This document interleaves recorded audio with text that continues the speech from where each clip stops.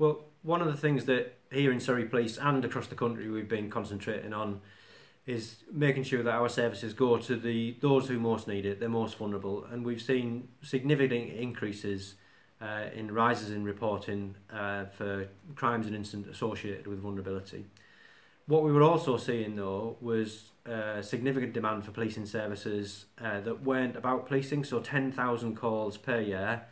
And when you consider we get about 1,000 calls per day, about 10 days worth of effort for our call handlers on matters that weren't to do with policing. So we thought it was necessary to run a campaign to make sure that people are telling us about vulnerable people in their community, but going to the right agency with other matters too. So this advert was one of 4. It was a series that we did along with some social media content and an interactive game. And when we invited in some independent evaluators to look at that campaign, what we found was that 90% of people who responded found the adverts helpful in helping them distinguish between policing matters and things that weren't for the police, and 90% of people found it helpful in distinguishing between what was an emergency and not an emergency. And in addition to that, we saw no adverse impact in reports of concerns about vulnerable children.